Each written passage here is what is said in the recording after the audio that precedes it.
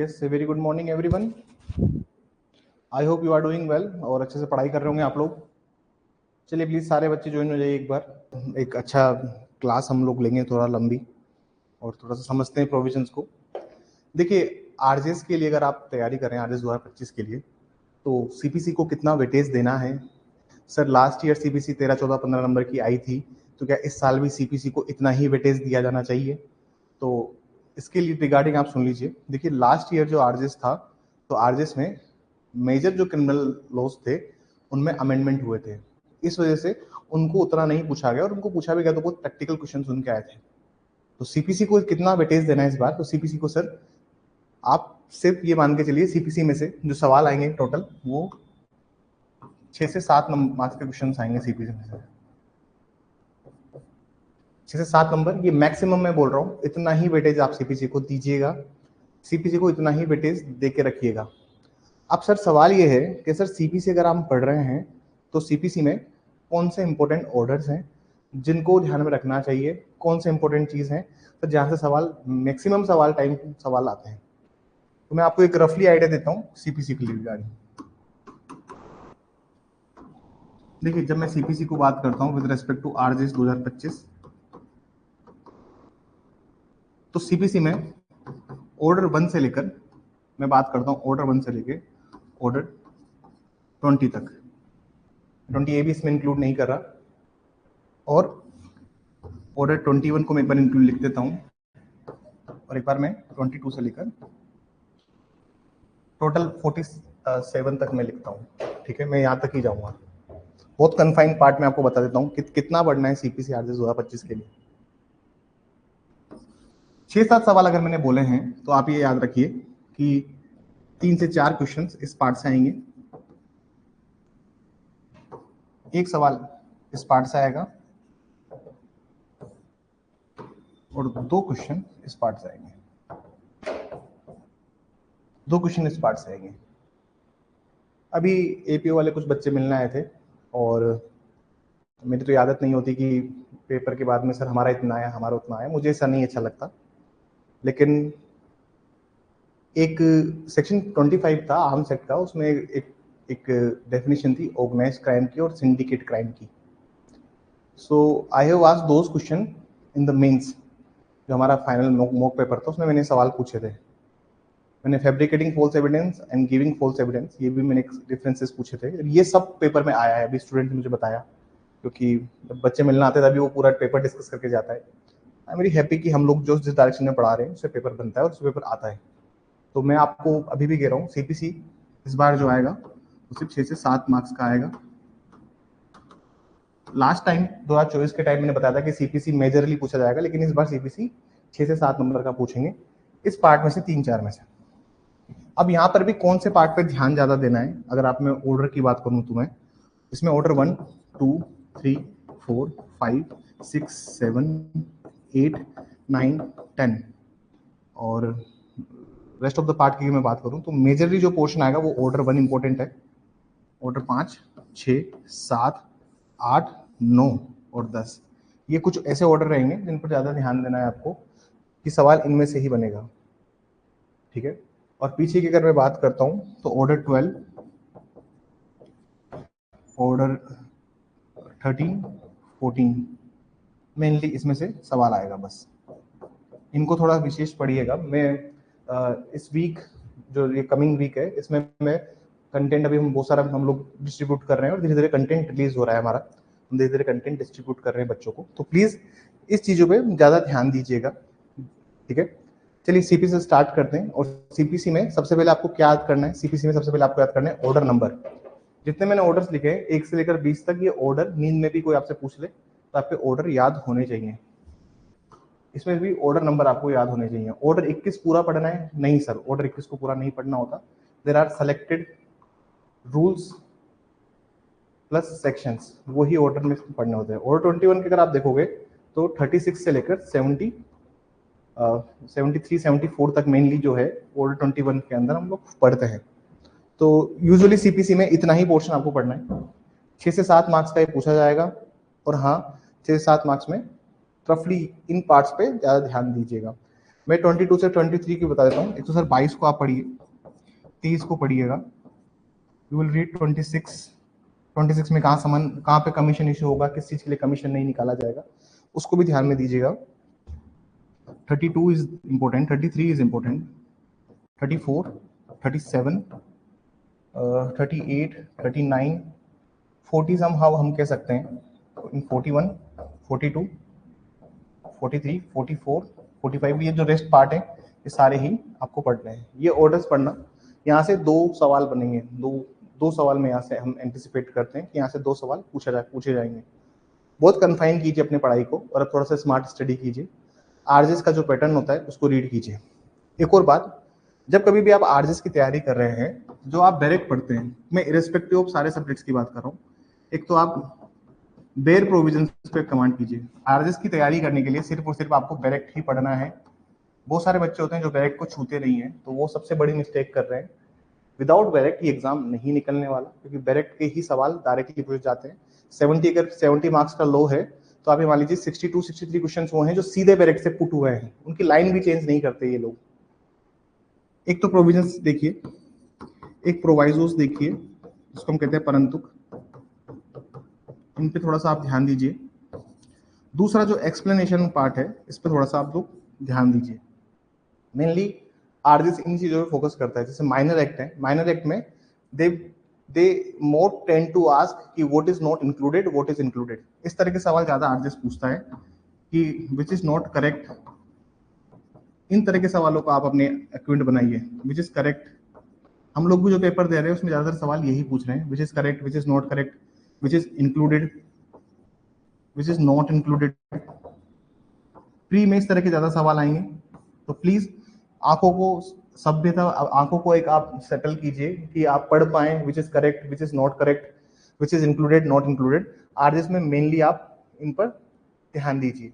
Correct, not correct, included, not included. तो जहां पर भी कोई डेफिनेशन कहती है कि it does not included so and so, देखिए दो तरह की चीजें होती है। एक होता है सर मीन्स, एक होता है इंक्लूड। जहां पर मीन्स होता है तो इसका नेचर होता है एग्जॉस्टिव, ये है नॉट एग्जॉस्टिव। इसका मतलब होता है कि इसमें 4 चीजें और इंक्लूड हो सकती हैं। जैसे मान लीजिए आप राजस्थान रेंट कंट्रोल एक्ट पढ़ते हैं, तो वहां पर आप एमिनिटीज की परिभाषा पढ़ोगे, तो amenities means and amenities includes, 2 चीज आप पढ़ोगे। जैसे आप एक्साइज पढ़ोगे, तो एक्साइज के अंदर भी बहुत सारी डेफिनेशंस यहाँ पर मीन्स और इंक्लूड्स लिखा हुआ है। इन नॉट एग्जॉस्टिव का मतलब होता है कि with the judicial interpretation more things can be added. जैसे आप आर्टिकल 12 पढ़ते हो कॉन्स्टिट्यूशन में, तो वहां पर भी लिखा हुआ है it means and includes. Include मतलब और भी चीजें उसमें सम्मिलित हो सकती है। अभिप्रेत और सम्मिलित हम इसको हिंदी में कहते हैं। तो ये बात आप विशेष रूप से ध्यान रखिए। चलिए मैं सीपीसी स्टार्ट करता हूँ। और सीपीसी में सबसे फर्स्ट एंड फॉरमोस्ट जो चीज आपको करनी है, सबसे पहले जो चीज आपको करनी है सर, उस चीज पे ध्यान दीजिए। सबसे पहले ऑर्डर नंबर याद कीजिए। ऑर्डर लेकर 1 से लेकर 20 तक, 21, 22 से 47, ये ऑर्डर नंबर बिल्कुल कंठस्थ होने चाहिए आपको। ऑर्डर नंबर कंठस्थ होने चाहिए। इनके कौन से रूल्स हैं जिन पर विशेष ध्यान देना है वो भी मैं आपको बताऊंगा विद द क्लासेस। ठीक है सर, ठीक है। इनको बिल्कुल बिल्कुल याद करके चलिए। इनको बिल्कुल फंडामेंटली आप यहाँ से स्ट्रॉन्ग बनिए। ठीक है। इसमें सेक्शन, अगर आप ये सेक्शन पढ़ते हैं तो 1 से लेकर 35 बी तक आपको इस पे देखना है। 21 अगर आप पढ़ते हो तो 36 टू 74 आपको देखना है। और 22 जाते हो आप तो 75 से 158 तक आपको जाना है। 75 टू 158 सेक्शन तक जाना है।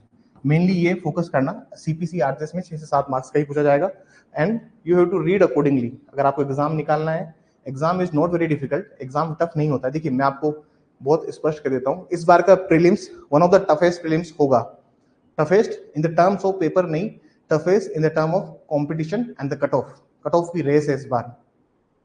अगर आप जनरल कैटेगरी में फॉल करते हो, मेरे लिए आप सारे बच्चे जनरल कैटेगरी में ही फॉल करते हो। कैटेगरी देखना काम जो होता है वो हाई कोर्ट का होता है। वो हाई कोर्ट को देखने दो रिजल्ट बनाते वक्त, और रिजल्ट भी कौन सा, फाइनल लिस्ट बनाते वक्त। जब फाइनल पीडीएफ आएगा वो हाई कोर्ट को उस टाइम देखना है। अगर आप मुझसे पूछते हो कि सर कितना स्कोर हम लेके आए कि मेंस के लिए हम लोग तैयारी कर सके, तो पेपर अभी तक हुआ नहीं है, लेकिन मैं आपको, अगर आप जनरल कैटेगरी के हो तो 85 मिनिमम 85 लेके आइए। क्यों 85 का कहता हूं सर मैं, इसको सुनिए। मैं कट ऑफ नहीं बता रहा है, मैं बता रहा हूं सेफ स्कोर। सेफ स्कोर क्या होता है सर? सेफ स्कोर वो चीज होती है जो हमें बाकी बच्चों पे एक एडेड एडवांटेज देती है। सेफ स्कोर का मतलब ये कि the moment you appear in the examination and you come out from the examination hall, आपके अगर 85 प्लस के लगभग स्कोर बनाते हो आप, तो उसका मतलब ये होता है सर कि आपके पास में 20 से 25 दिन आपको एक्स्ट्रा मिलते हैं, प्लस हाई कोर्ट के पॉलिसीज के अकॉर्डिंग 45 डेज वो लोग रिजल्ट के बाद देंगे। तो अगर आप इसको कैलकुलेट करोगे रफली तो you will get 70 days after prelims examination, और वो जो बच्चा जो 85 प्लस लेके जा रहा है उसके पास 75 डे है और बाकी के पास में 45 दिन है। तो यहाँ पर एक मेजर डिफरेंस क्रिएट होता है। अब 85 स्कोर लेके कैसे आना है इसको भी सुन लीजिए सर। हिंदी इंग्लिश अर्ध की इसके बिना नहीं हो पाएगा, ये बिल्कुल याद रखिए। आप लोग पढ़ाई कैसे कर रहे हैं मुझे नहीं पता, लेकिन मैं वापस से रिपीट कर देता हूँ एक बार और। अगर आप मेजर पोर्शन पढ़ रहे हैं, मेजर को अगर 4 से 5 आवर्स दे रहे हैं, तो आप उसके साथ माइनर को रन कीजिए 2 से 3 घंटे, और पर डे 2 से 3 घंटे आपके निकलने चाहिए विद लैंग्वेज। हो सकता है कभी आप माइनर ना पढ़ें, मेजर में एग्जॉस्ट हो जाए, लेकिन लैंग्वेज को कभी भी मिस आउट नहीं करना।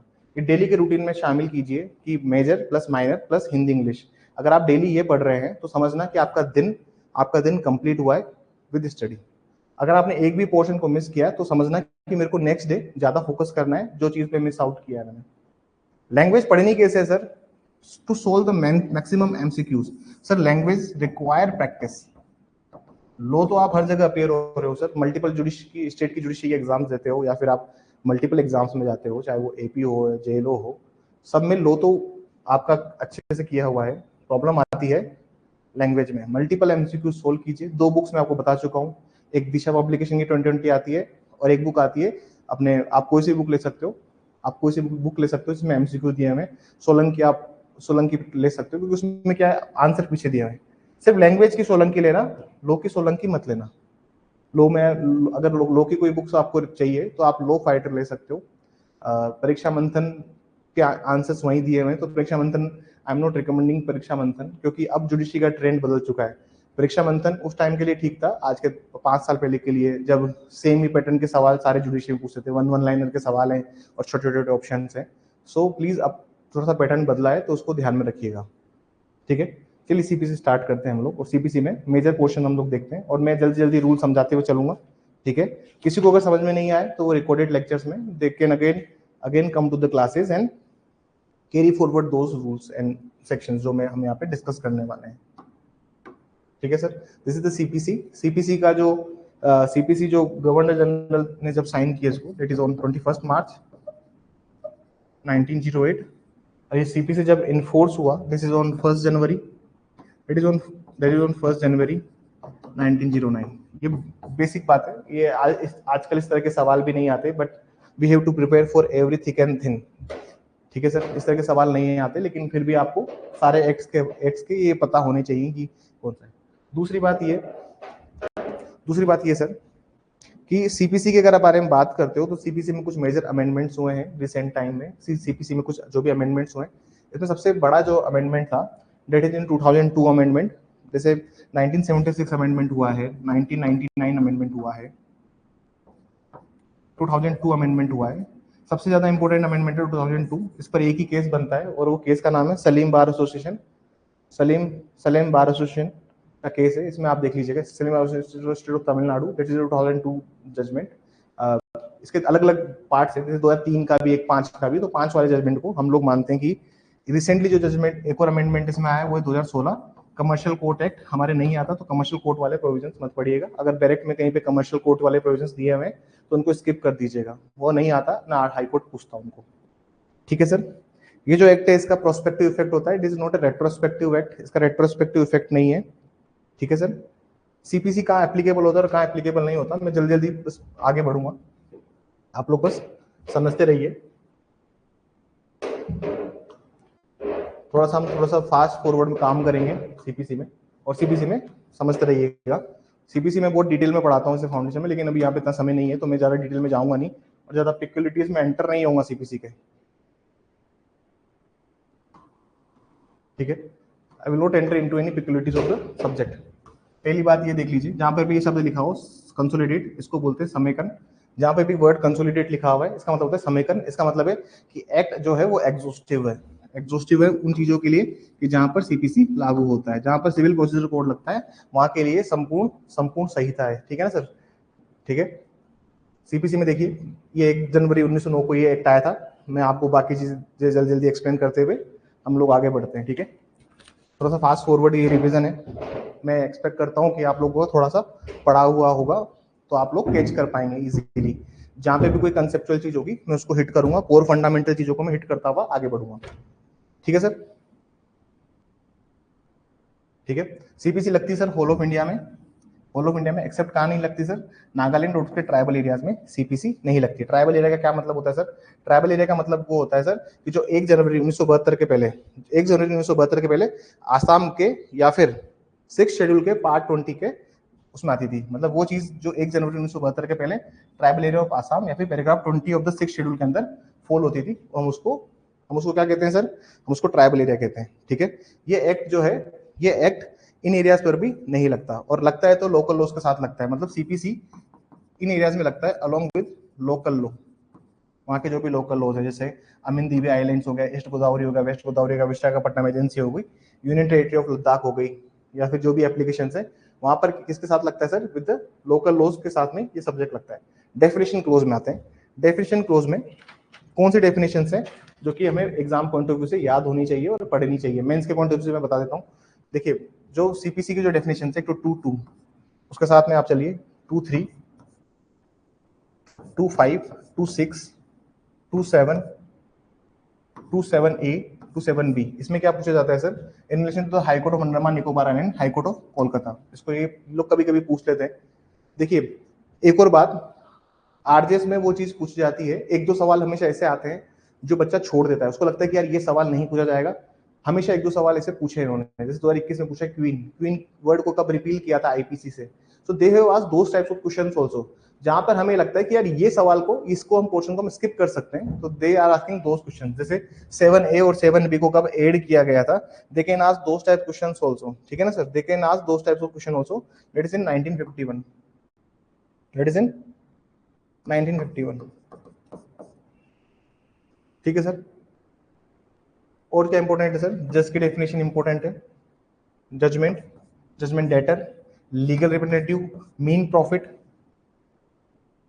That is order definition, the pleader and the public officer. ये कुछ डेफिनेशंस है जो कि विद रिलेवेंट इंपॉर्टेंट है।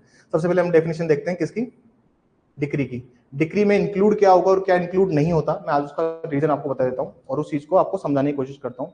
आप कभी भी रटने की कोशिश मत कीजिएगा, बस समझने की कोशिश कीजिएगा। You must have understand one thing कि सीपीसी रट के नहीं समझी जाती, सीपीसी को समझना पड़ता है। बाकी जितने भी प्रोसीजर लॉज है उसमें आप थोड़ा सा रट सकते हो, बस CPC is not not that subject कि आप इसको रट्टा मार लो और समझ लो। ठीक है सर? क्या होता है डिग्री का मतलब? डिग्री का मतलब होता है formal expression of adjudication as far regard to the expressing conclusively determine the right of the party. What is the most important thing? क्या चीज जरूरी है? It's a formal expression. This is the first line that is important. Conclusively determine the rights of party. This is the second thing. And the third thing is, third thing is it may be either preliminary or final.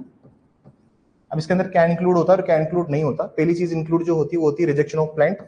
अब rejection of plant को हम लोग decree क्यों मानते हैं, इसको मैं आपको रीजन बताऊंगा। ठीक है सर?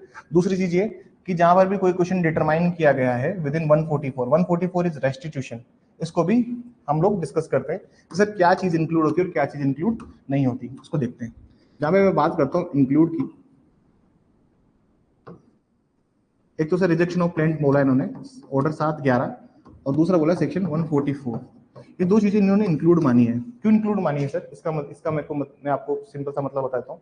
सर जब कभी भी रिजेक्शन ऑफ प्लांट होता है तो रिजेक्शन ऑफ प्लांट में आप अपील में जाते हो उसके, तो अपील फ्रॉम ओरिजिनल डिक्री की तरह इसको कंसिडर करते हैं ऑर्डर 41 को। ऑर्डर 41 के अंदर हम लोग इसकी फॉल होती है, फर्स्ट अपील इसके अंदर हमेशा फॉल होती है रिजेक्शन ऑफ प्लांट की। रिजेक्शन ऑफ प्लांट के क्या क्या कॉन्सिक्वेंसेज होते हैं? एक कोर्ट फीस जो होती है सर, कोर्ट फीस भी आपकी जब्त हो जाती है जब आप रिजेक्शन ऑफ प्लांट की कैटेगरी में फॉल होते हैं। तो जब आपकी कोर्ट फीस जा रही है और जब आप इसकी appeal as an original decree कर रहे हो, तो फिर उसको हम लोग कंसिडर करते हैं एज ए डिक्री। इसका जो ऑर्डर होता है उसको हम लोग डिक्री मानते हैं। होता तो क्या है सर, जैसे जब आप मेंस की तैयारी करेंगे और जजमेंट राइटिंग की तैयारी करेंगे, ऑर्डर राइटिंग की तैयारी करेंगे, तो उस टाइम मैं आपको एक अलग से ऑर्डर लिखाऊंगा रिजेक्शन ऑफ प्लेंट के रिगार्डिंग। रिजेक्शन ऑफ प्लेंट के लिए मैं अलग से ऑर्डर राइटिंग में आपको लिखाऊंगा कि रिजेक्शन ऑफ प्लेंट किन ग्राउंड्स पे होता है, कौन कौन से ग्राउंड्स है, वो 6 ग्राउंड्स कौन से हैं जिन पर रिजेक्शन ऑफ प्लेंट होता है। हम उसको डिस्कस करेंगे जब मैं आपको 7-11 पढ़ाऊंगा। लेकिन अभी एक बात समझ लीजिए, जब हम ऑर्डर राइटिंग करते हैं तो उसमें हम लिखते हैं ऑर्डर है, लेकिन उसको मानते क्या है, उसको हम डिग्री के रूप में माना जाता है। दूसरी चीज रेस्टिट्यूशन। रेस्टिट्यूशन में क्या होता है सर, जब कभी भी कोई भी अपील में या रिव्यू में या रिवीजन में अगर कोई भी चीज रिवर्स हो जाती है, अगर कोई भी चीज रिवर्स हो गई सर, कोई भी चीज रिवर्स हो गई, तो ये तो रिवर्स तो ऑर्डर के रूप में ही होती है, लेकिन हमने इसको डिक्री बोला है। ऐसे क्यों सर? देखिए, जब भी आप जैसे मान लीजिए आप एक केस हार गए, सपोज कीजिए, हम थोड़ा रेस्ट्रिक्शन समझते हैं, सेक्शन 144 ये क्या होता है सर। मान लीजिए केस स्टार्ट हुआ है और यहाँ पर आपका जजमेंट आया और यहाँ पर आपकी डिक्री आई, ठीक है। सूट था ए और बी के बीच में, ए जो है उसके फेवर में सूट डिक्री हो गया। डिक्री होने का मतलब है कि सर ए यहाँ से केस जीत गया। You directly went in the appeal. आप कहाँ चले गए सर?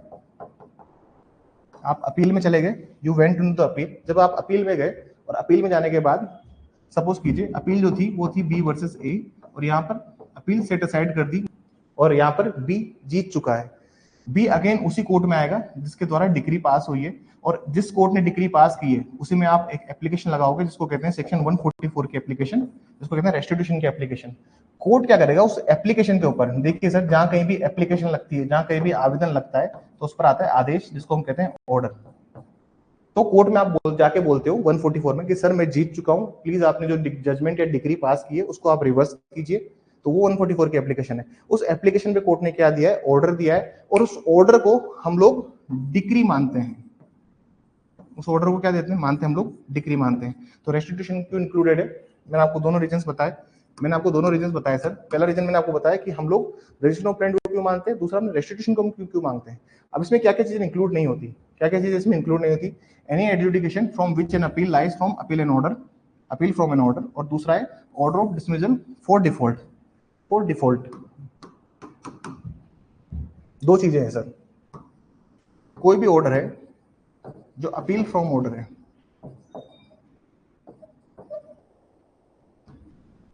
दूसरी चीज है सर सेकंड थिंग जिसके बारे में हम लोग बात करें, दूसरी चीज जिसको हम लोग कहते हैं that is dismissal and default.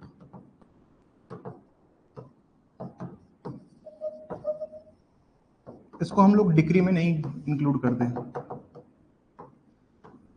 पहली चीज तो ये कि अपील फ्रॉम ऑर्डर को हम लोग क्यों नहीं करते। कोई भी आप किसी भी ऑर्डर की आपने अपील करी है, जैसे मान लीजिए आपने ऑर्डर 7 रूल 11 में barred by law there is a provision, order 7 rule 11 D, barred by law, विधि द्वारा वर्जित, आपने ग्राउंड लिया है that such suit is barred by law, या फिर आपने बोला है कि there is no cause of action, आपने इसके लिए कुछ एप्लीकेशन लगाई है कि इसमें क्या होना चाहिए सर, इसकी प्लेंट को रिजेक्ट कर दो, या फिर इसकी जो प्लेंट है सर ये बार्ड बाय लॉ है, लिमिटेशन एक्ट या किसी भी लॉ के अंदर।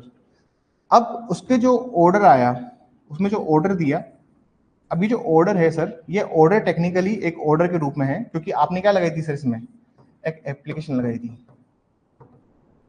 अगर मान लीजिए कल को आपकी लगाई हुई एप्लीकेशन को कोर्ट अलाउ कर देती है, कल को आपकी लगाई हुई एप्लीकेशन को कोर्ट अलाउ कर देती है, and on that behalf court क्या करती है sir, on that behalf court एक ऑर्डर निकालती है कि हाँ भाई जो प्लेंटिफ ने जो सूट फाइल किया है या तो उसमें कॉज ऑफ एक्शन नहीं है या बार्ड बाय लॉ है। समझने की कोशिश कीजिएगा। तो ये जो ऑर्डर आ रहा है इसको हम डिक्री नहीं मानते, इसको हम decree, we can not consider this as an decree. अब बहुत सारे पॉइंट्स ऐसे होते हैं और बहुत सारे रीजंस ऐसे होते हैं, आप ये बात समझ के चलिए। मल्टीपल सूट्स, मल्टीपल प्रोसीडिंग्स में जब कभी भी हम कोई एप्लीकेशन पुट कर रहे हैं in front of the court, so we can not consider the term as an decree, an order. दूसरी चीज जो हमें dismiss and default, dismiss and default क्या होता है सर, 2 मिनट इसको समझने की कोशिश कीजिएगा। जहां पे मैं बात करता हूं डिसमिसल एंड डिफॉल्ट की, ऐसा सर कि प्लेंट चली गई है, समन इशू हो गया है, सपोज प्लेंट हो गया, समन हो गया, एंड आफ्टर इट जो प्लेंट गई थी सर उसको हम लोग आप ये सिंपल सी फॉर्म में ये बात समझ लीजिए कि यहाँ पर प्लेंटिफ, यहाँ पर ऐसा हो रहा है सर कि डिफेंडेंट तो अपीयर हो रहा है लेकिन प्लेंटिफ जो है वो अपीयर नहीं हो रहे हैं, जो प्लेंटिफ है वो कंटिन्यू एब्सेंट हो रहे हैं सर। प्लेंटिफ एब्सेंट है, फिर से प्लेंटिफ एब्सेंट है, तो इस केस में डिसमिसल इन डिफॉल्ट होता है। डिसमिसल इन डिफॉल्ट को भी हम लोग डिक्री नहीं मानते, ठीक है सर। कुछ टर्म्स है उसको भी हम लोग देख लेते हैं, बस मैं डेफिनेशन क्लॉज में थोड़ा टाइम लूंगा। फॉर्मल एक्सप्रेशन का मतलब होता है सर वो चीज जिसमें कोर्ट ने एक्सप्रेस किया है फॉर्मली कि भाई हम रिलीफ दे रहे हैं या नहीं दे रहे, इसको हम कहते हैं formal expression. Conclusively determines the rights of party का मतलब क्या होता है कि सर कोर्ट ने अंतिम बार विनिश्चय किया है, मतलब कोर्ट ने फाइनली डिसाइड किए हैं, इसके बाद में कोई भी प्रोसीडिंग्स उस मामले में नहीं होंगी, इसको हम बोलते हैं conclusive determine the right of party. इधर ये प्रीलिमिनरी भी होती है और फाइनल भी होती है, ठीक है सर, ये प्रीलिमिनरी भी होती है और फाइनल भी होती है, ठीक है। आगे देखिए explanation, a decree can be preliminary when further proceeding have to be taken before the suit can be complimentary is a completely disposed of, it is a final when such education disposed of the suit it may be partly or finally. मतलब ये कहना चाह रहा है sir कि जहां पर भी डिक्री प्रीलिमिनरी है where further proceeding have to be taken before the suit can be completely disposed of, कि प्रीलिमिनरी डिक्री वो होती है सर और भी कुछ प्रोसीडिंग्स होनी है ताकि सूट प्रॉपर्ली डिस्पोज्ड हो सके। दूसरा क्या होता है, फाइनल तब होती है सर जब केस कंप्लीटली डिस्पोज्ड ऑफ हो चुका हो। आगे देखिए डिक्री होल्डर होता है सर जिसके फेवर में डिक्री पारित की गई हो। फॉरेन कोर्ट वो होता है सर, फॉरेन कोर्ट जो कि आउटसाइड इंडिया है या फिर अगर वो इंडिया में है तो एस्टैब्लिश बाय सेंट्रल गवर्नमेंट नहीं है। फॉरेन जजमेंट वो होता है सर वो जजमेंट जो कि जजमेंट ऑफ फॉरेन कोर्ट है। गवर्नमेंट प्लीडर वो ऑफिसर होता है जिसको गवर्नमेंट द्वारा अपॉइंट किया गया है, जिसको स्टेट गवर्नमेंट ने अपॉइंट किया है to perform all the functions expressly import by this court. CPC में जितने भी काम है उसके रिगार्डिंग एक गवर्नमेंट प्लीडर अपॉइंट किया है। आप गवर्नमेंट प्लीडर जो है ना सर, गवर्नमेंट प्लीडर आपको मेनली जो मिलेंगे वो हाई कोर्ट्स में मिलेंगे या फिर किसी डिपार्टमेंट का कोई एडवोकेट होगा, पैनल एडवोकेट, वो मिलेंगे। अब लीडर देखिए क्रिमिनल केसेस में पब्लिक प्रोसिक्यूटर होता है, यहाँ पर गवर्नमेंट लीडर होता है, क्योंकि जो भी काम है सीपीसी में वो जो गवर्नमेंट वो कर रहा है वो गवर्नमेंट लीडर है। हाई कोर्ट के अंदर जो कोलकाता हाई कोर्ट के अंदर अंडमान निकोबार आता है, इंडिया के अंदर, इंडिया की बात करते हो आप तो it still exclude the state of Jammu and Kashmir, ये अभी भी एक्सक्लूड करता है जम्मू एंड कश्मीर को। जज कौन होता है सर, प्रिसाइडिंग ऑफिसर होता है सिविल कोर्ट का। जजमेंट क्या होता है सर, जजमेंट वो होता है जो कि दिया गया है, means statement given by the जज on the grounds of decree और ऑर्डर। डिक्री और ऑर्डर के स्टेटमेंट पर कोई भी स्टेटमेंट जो भी जज साहब पास कर रहे हैं वो क्या है सर, जजमेंट है। जजमेंट डेटर कौन होता है सर, जिसके अगेंस्ट डिक्री पास की गई है। याद रखना जजमेंट डेटर जो होता है वहां पे जजमेंट नहीं आएगा सर, ठीक है ना, डिक्री आएगा। जिसके विरुद्ध डिक्री की गई है वो है जजमेंट डेटर। लीगल रिप्रेजेंटेटिव कौन होता है सर, लीगल रिप्रेजेंटेटिव हम यूजुअली कहते हैं वो आदमी जो तीन तरीके से आदमी लीगल रिप्रेजेंटेटिव के अंदर फॉल होता है। पहले तो वो होता है सर जो कि ई स्टेट को रिप्रेजेंट करता है, and the second thing is इसके अंदर वो भी इंक्लूडेड है जो कि इंटरमीडिएट करता है पोजीशन में। थर्ड वो चीज है जो जिसके पास रिप्रेजेंटेटिव कैरेक्टर होता है। ये तीन चीजें हैं मेंस में, जब भी एक सवाल आए तो प्लीज तीन एलिमेंट्स हैं, इनको तो मैंडेटरी लिख के आना है। ई स्टेट को रिप्रेजेंट करे, दूसरा है सर जो इंटरमीडिएट होता है प्रॉपर्टी के साथ में, और वो जो कि आदमी रिप्रेजेंटेटिव कैरेक्टर रखता है, जिसके बाद अगर उसकी डेथ हो गई तो प्रॉपर्टी किसके पास जाएगी, उसके पास ये कैरेक्टर होता है। मेन प्रॉफिट की बात करता हूं मैं। मेन प्रॉफिट वो चीज होती है सर, मेन प्रॉफिट वो चीज कि अगर कोई भी रॉन्गफुल पोजीशन से, देख लीजिए लाइन करता हूं, रॉन्गफुल पोजीशन से कोई भी अगर आपको प्रॉफिट, रॉन्गफुल पोजीशन से कोई भी प्रॉफिट आपको एक्चुअली रिसीव्ड हुआ है या फिर आपको रिसीव होगा, उसको क्या कहते हैं हम लोग, मीन प्रॉफिट कहते हैं। इस मीन प्रॉफिट के अंदर इंप्रूवमेंट्स इंक्लूड नहीं होते, but shall not include, sir इसको याद रखना, ठीक है ना। ये जब भी ऐसी चीज आएगी ना, इट शैल नॉट इंक्लूड, तो ये आरजेस के सवाल है सर, ठीक है ना सर, बिल्कुल याद रखिएगा। जहां पे भी आप पढ़ते पढ़ते आपको दिख जाए कि date is include, not include, correct, not correct, sir याद रखिएगा those types of question they usually ask in RJS. RJS में इस तरह के सवाल ये लोग पूछते हैं। Next is the movable property. It includes the borrowing corpus. Order means the formal expression of any decision of civil court, which is not a decree. Which is not a decree. ये भी एक formal expression है, लेकिन ये conclusively determine नहीं करता है। Order can never be conclusively determined. मतलब ये अंतिम रूप से विनिश्चय नहीं करते हैं, जैसे कि डिक्री करता है, ठीक है। पब्लिक ऑफिस प्लीडर देख लीजिए सर, प्लीडर कौन होता है, प्लीडर वो पर्सन होता है जो कि प्लीड करता है कोर्ट, और एंड इंक्लूड्स एन एडवोकेट, वकील and attorney of the high court. Public officer कौन होता है सर, पब्लिक ऑफिसर वो है जो जज है या फिर ऑल इंडिया सर्विस का कोई मेंबर है या फिर कोई भी कमीशन या गेजेटेड ऑफिसर है, या फिर वो ऑफिसर है जिसकी duty to investigate, authenticate, make authenticate सारे रिपोर्ट्स की, या फिर वो पर्सन है जो कि एम्पावर्ड है टू प्लेस और keep an person in confinement, या फिर वो पर्सन होता है जो कि गवर्नमेंट ड्यूटीज की होती है वो उस चीज को कर सकता है। या फिर वो पर्सन होता है जो कि रिसीव करता है या फिर कीप करता है, एक्सपेंड करता है कोई property behalf of the government, या फिर वो ऑफिसर होता है जिसको गवर्नमेंट की सर्विस या पे के अंदर है वो। ठीक है सर, वो सब कौन है? ये सबको हम क्या बोलते हैं सर? पब्लिक ऑफिसर हम लोग इसको बोलते हैं। ठीक है सर, मेनली ये डेफिनेशंस पढ़िएगा। सबऑर्डिनेट्स ऑफ कोर्ट्स की मैं बात कर लेता हूं एक बार। Let's talk about subordination of court, which courts are subordinate, which courts are subordinate, हम इसकी एक बार बात कर लेते हैं। जहां मैं सबऑर्डिनेट कोर्ट की बात करता हूं उसको देख लीजिए एक बार। सबसे पहले हाई कोर्ट है sir, district court, high court, district court, और उसके बाद अदर कोर्ट्स। अदर कोर्ट्स की मैं बात करता हूँ। स्मॉल कोर्ट्स कोर्ट कौन से होते हैं सर? जहां मैं बात करता हूँ स्मॉल कोर्ट्स कोर्ट की, small courts causes they are subordinate to district court. अब राजस्थान में स्मॉल कोर्ट कोर्ट नहीं है सर, पहली बात ही समझिए, राजस्थान में स्मॉल कोर्ट कोर्ट नहीं है, क्योंकि देखिए स्मॉल कोर्ट कोर्ट वहां पे होते हैं जहाँ पे प्रेसिडेंसी या प्रोविंशियल टाउन रहा है। जब देखिए जब भारत इंडिपेंडेंट नहीं हुआ था तो बहुत सारी जगह ऐसी हमारे भारत में जहां पर प्रेसिडेंसी या फिर प्रोविंशियल रूल लागू हुआ करता था, तो उनको हम बोलते हैं वहाँ पे स्मॉल कोर्सेज कोर्ट होते हैं, वहाँ पे स्मॉल कोर्स कोर्ट होते हैं। हमारे यहाँ नहीं है। जैसे आप अहमदाबाद जाओगे या फिर आप देखोगे बॉम्बे के पार्ट में या फिर चेन्नई में या फिर इलाहाबाद में, you will found small causes court there. Small causes court का प्रिसाइडिंग ऑफिसर जो होता है वो एडीजे होता है सर, ये भी याद रखना। स्मॉल कोर्स कोर्ट आपको कहाँ मिलेगा? ये मिलेगा आपको ऑर्डर 37 में, ठीक है ना सर? ऑर्डर 37 में you usually found the small causes court. ठीक है सर। सेविंग क्लोज देख लीजिए, सेविंग का मतलब होता है व्यावर्ती। सेविंग क्या होता है सर? सेविंग का मतलब होता है, अब तो कुछ अंतर समझिए, एक डिफरेंस समझिए सेविंग्स में। जहां पे भी लिखा होता है सेविंग या फिर स्टार्ट होता है नोट विद स्टैंडिंग से,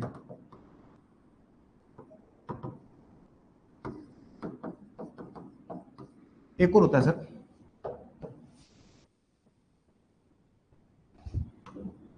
एक और होता है प्रोवाइजो।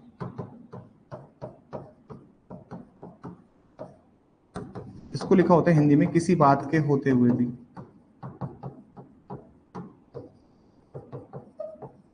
समझिए एक बार, ये तीन एक्सेप्शंस हैं लॉ में, तीन एक्सेप्शंस मिलते हैं, saving, not standing and the proviso. इसको बोलते हैं नॉन ऑब्स्टेंटिव क्लोज, इसको बोलते हैं सेविंग्स। ये स्टार्ट होता है सर नथिंग से। हिंदी में आप देखोगे सर, इंग्लिश में देखोगे तो स्टार्ट होगा नथिंग से, इसको बोलते हैं सेविंग क्लोज।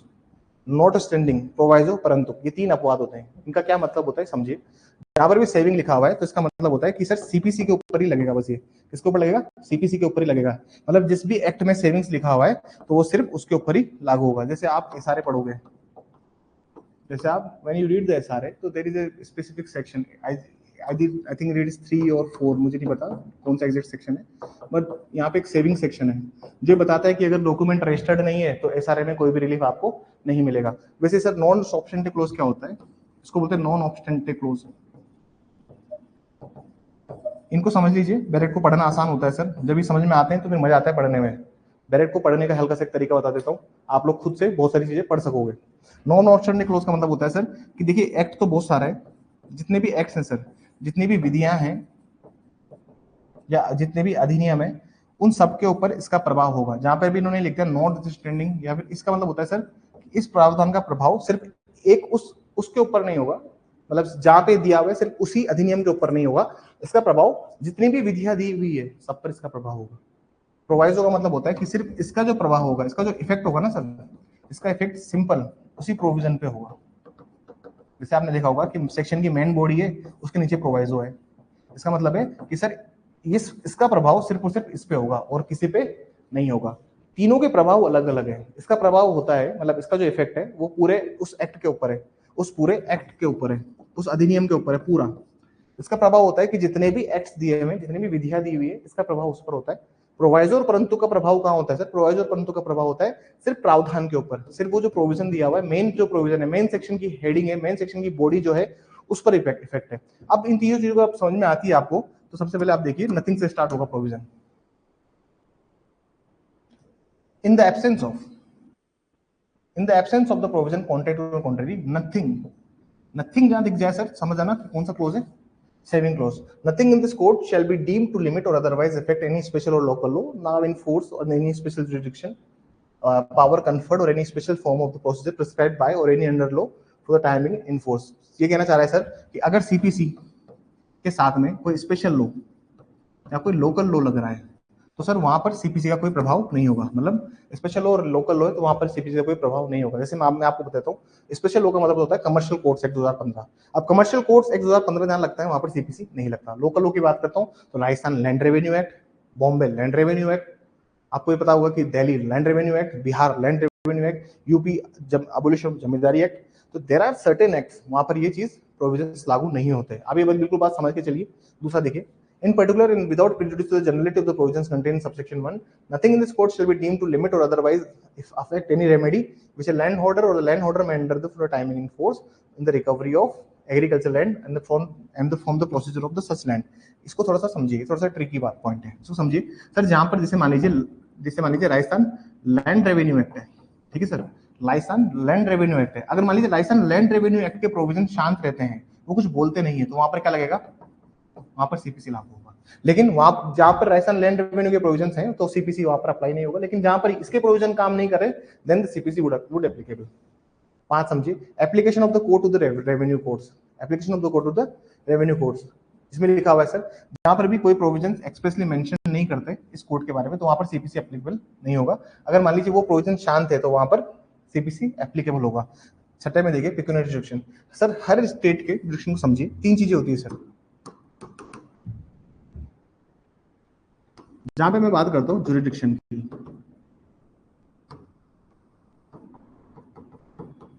अभी एक डिफरेंस यहाँ पे आपको क्लियर कर देता हूं ताकि आप लोग आगे जाके समझ पाए।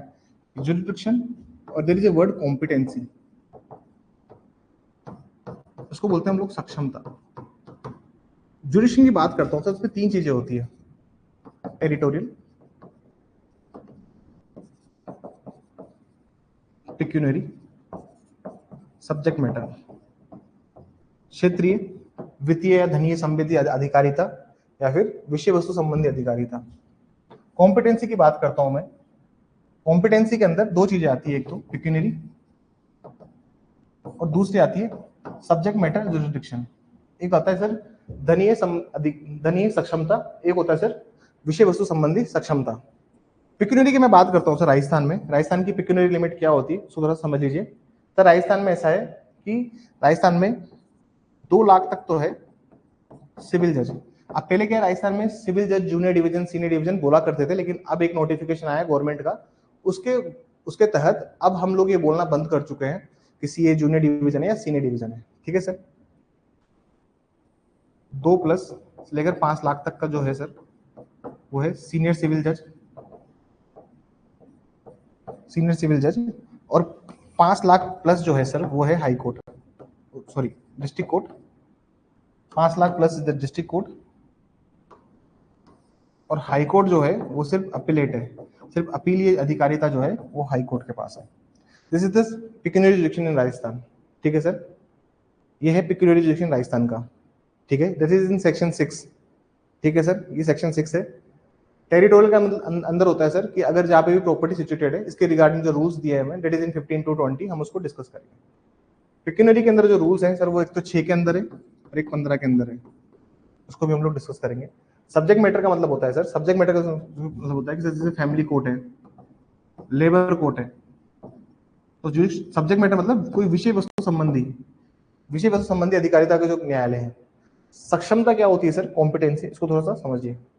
और मैं इसको क्यों बता रहा हूं अभी यहाँ पर, क्योंकि जब हम बात करते हैं सेक्शन 11 की या बात करते हैं सेक्शन 9 की, तब हम बात करेंगे किसकी, कॉम्पिटेंसी की।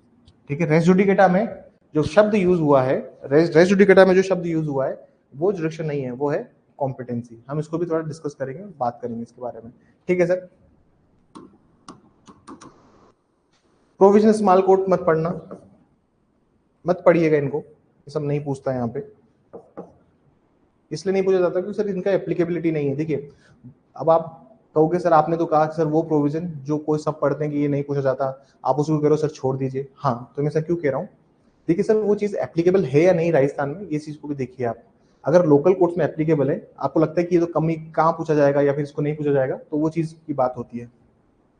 ठीक है, 9 में आइए, courts to try all civil suits unless barred, the court shall subject to the provisions herein contained have the jurisdiction to try all suit of civil nature excepting the suits of which their cognizance is expressly or impliedly barred। कहने का मतलब क्या होता है, अगर आप इस line को एक बार, इस लाइन को मत पढ़िएगा, ठीक है ना सर, मैं इस लाइन पे एक बार पेन चला रहा हूँ, आप सिर्फ इसको पढ़िए। The court shall have jurisdiction to try all suits of civil nature, यहाँ तक ही पढ़िए बस एक बार, ठीक है। तो मतलब हमें समझ में आता है कि सिविल कोर्ट के पास में ये पावर है कि वो हर तरह के सिविल सूट को ट्राई कर सकता है, हर तरह के सिविल सूट को ट्राई कर सकता है, सिवाय दो अपवाद दिए हुए हैं, subject to the provisions herein contained, this is the exception number 1। सिर्फ दो अपवाद है, पहला अपवाद मैं बात कर रहा हूँ, this is the first exception, and the second exception is where there cognizance is expressly or impliedly barred, ये दूसरा एक्सेप्शन है। इनको थोड़ा सा डिस्कस कर लेता हूँ मैं एक बार आपके साथ, फिर मैं आगे बढ़ूंगा, ठीक है ना सर। थोड़ा सा इसको हम देख लेते हैं, डिस्कस कर लेते हैं, फिर मैं आगे बढ़ता हूँ उसके साथ।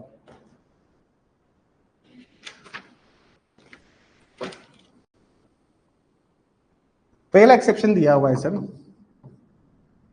प्रोविजंस हियर इन कंटेंट,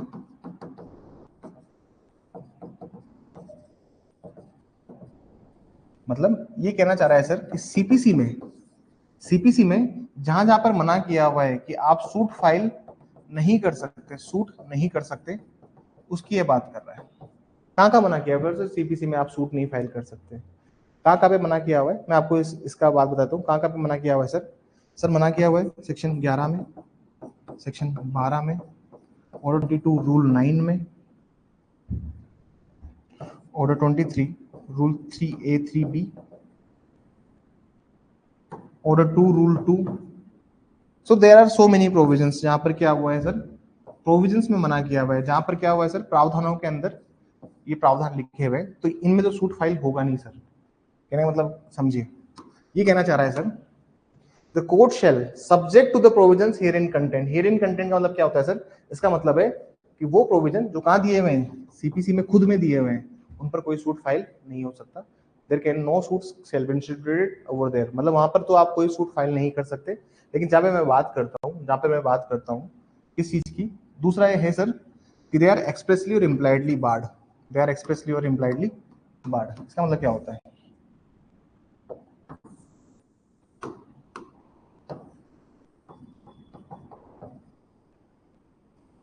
एक है एक्सप्रेसली, एक है सारत, एक है विवक्षित। एक्सप्रेसली का मतलब होता है सर कि एक्ट ने खुद लिखा हुआ है, एक्ट ने खुद मेंशन किया हुआ है। कौन सा एक्ट ने सर, जैसे मान लीजिए एग्जांपल देता हूं, राजस्थान रेंट कंट्रोल एक्ट है, सेक्शन 17 या 18 आप उसका देखिएगा एक बार, उसमें लिखा हुआ है कि सीपीसी अप्लाई नहीं होगी, सीपीसी हम अप्लाई नहीं करेंगे। जैसे ट्रिब्यूनल्स होते हैं वो खुद में लिख देते हैं अंदर अपने अंदर, जैसे राजस्थान रेंट कंट्रोल एक्ट पढ़ोगे आप तो वहां पे लिखा हुआ है एक सेक्शन में कि हम सीपीसी नहीं मानेंगे, हम सीपीसी के थ्रू गवर्न नहीं होंगे। लेकिन फिर बाद में लिखा हुआ है कि कुछ कुछ प्रोविजन है जो कि हम सीपीसी के तहत मानेंगे भी सही, उसने इस तरह से प्रोविजंस को लिखा हुआ है।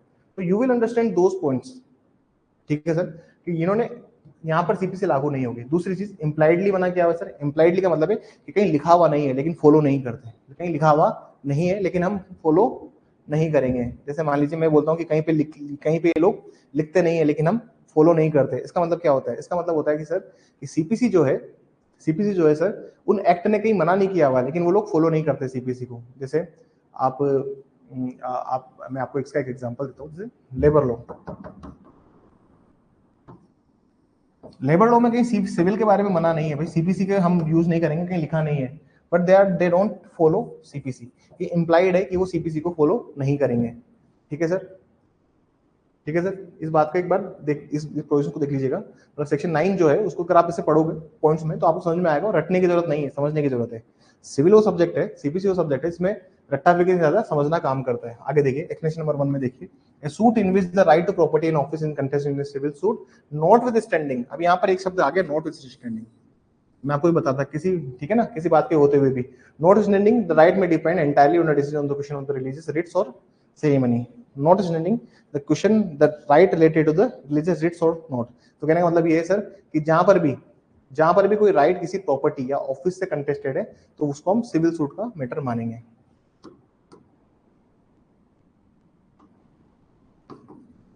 जहां पर भी कोई राइट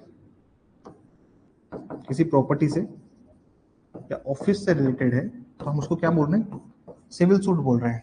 या आप कोई फर्क नहीं पड़ेगा कि वो जो राइट्स है ना सर, वो राइट चाहे डिपेंड हो entirely decision of the question of the religious rites or ceremony. फर्क नहीं पड़ता कि डिसीजन चाहे क्वेश्चन रिलीजियस रिट्स का हो या सेरेमनीज का हो, तो भी हम उसको क्या मानेंगे, नेचर ऑफ सिविल सूट मानेंगे, नेचर ऑफ सिविल सूट मानेंगे। देयर आर वेरियस जजमेंट्स में, भूरीनाथ वाला जजमेंट है, भूरीनाथ versus भूरीनाथ Vaishno Devi shrine board का जजमेंट है, सबरीमाला जजमेंट भी इसमें आता है, इंडियन यंग लॉयर एसोसिएशन वाला जजमेंट भी इसमें आता है। तो ये समझ लीजिए आप कि जहां पर भी सवाल ये है कि कोई राइट टू प्रॉपर्टी या फिर ऑफिस का कोई सवाल है, तो वो सिविल सूट का नेचर है या नहीं है, उस पर भी हम लोग बात करेंगे। दूसरा देखिए, for the purpose of this section it is immaterial whether any fees attach or not to the office referred in explanation 1.1। इसका क्या मतलब होता है सर? इसका मतलब ये होता है, जैसे मान लीजिए कल को आप एडीसी से रिटायर्ड हुए, कल को आप एडीसी से रिटायर्ड हुए और सपोज कीजिए अबुथान लॉ अकेडमी आपको ऑफर करता है कि सर आप डिस्ट्रिक्ट जज हो या हाईकोर्ट जज हो या फिर आप एडीसी रिटायर्ड हो, हम आपको ऑफर करते हैं कि सर आप प्लीज इस इंस्टीट्यूट के मेंटोर बन जाइए, इस इंस्टीट्यूट के कन्वीनर बन जाइए, इस इंस्टीट्यूट के एक इंस्टीट्यूशन हेड बन जाइए और असिस्ट कीजिए, आप अपने एक्सपीरियंस के साथ बच्चों को हेल्प कीजिए। सपोज कीजिए मैं जो एडीज है मैं इनको क्या दे पाऊंगा, मैं मान लीजिए मैं इनको कोई फीस पे नहीं करता, लेकिन कल को अगर मैंने इनको पोस्ट से हटा दिया तो वो भी एक सिविल सूट है, वो भी एक सिविल सूट है। फर्क नहीं पड़ता कि मैं इस एडीजो को पैसा दे रहा हूँ या नहीं दे रहा, या फिर मान लीजिए मैं इनको हाईकोर्ट जज को रखा मैंने अपने अबुथान लॉ अकेडमी के लिए, तो फर्क नहीं पड़ता सर मैं उनको फीस दे रहा हूँ या नहीं दे रहा हूँ उस पोस्ट के साथ में, बट ही इज एंटाइटल्ड और उनका जो मैं उनको रिमूव कर रहा हूँ पोस्ट से, it is the nature of civil suit, it is the nature of civil suit. समझ में आई सर बात? आगे चलिए प्लीज। ये दो एक्सप्लेनेशंस थे इसके, जो इसके एक्सप्लेनेशंस मेनली ऐड हुए हैं, इसको एक बार देख लीजिए कौन सा एक्सप्लेनेशन कब ऐड हुआ है। द एक्सप्लेनेशन दोनों जो है ये 1976 के हैं, ठीक है सर।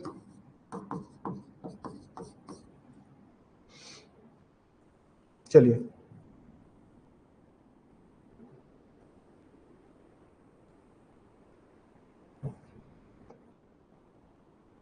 आगे चलिए, सेक्शन 10 की बात करते हैं हम लोग, स्टे ऑफ सूट की, स्टे ऑफ सूट की बात करते हैं। अब ये सेक्शन 9 जो है सर, सेक्शन 9 ऑलमोस्ट 8-9-10 दिन लेता है फाउंडेशन में। मैं देखिए कभी कभी ऐसा होता है कि आप क्रैश कोर्स में होते हो तो सब्जेक्ट का जस्टिस नहीं हो पाता, सब्जेक्ट का जस्टिस नहीं हो पाता, but it is the part of crash course, ठीक है ना। मैं अपना बेस्ट पॉसिबल, जितना मैं सीमित समय हमारे पास, अभी ऐसा नहीं है कि मैं बहुत ज़्यादा लंबे लेक्चर्स लेके आपको चीज़ समझा पाऊँ, फिर भी अगर किसी बच्चे को समझना है तो उसमें मैंने सीपीसी के, हम लोगों ने सीपीसी के 110 लेक्चर लिए हैं, यूट्यूब पे लेक्चर डाले हुए हैं हमने, ऑलमोस्ट 40-50 लेक्चर्स है, they can get on, you will get easily those lecture on the YouTube.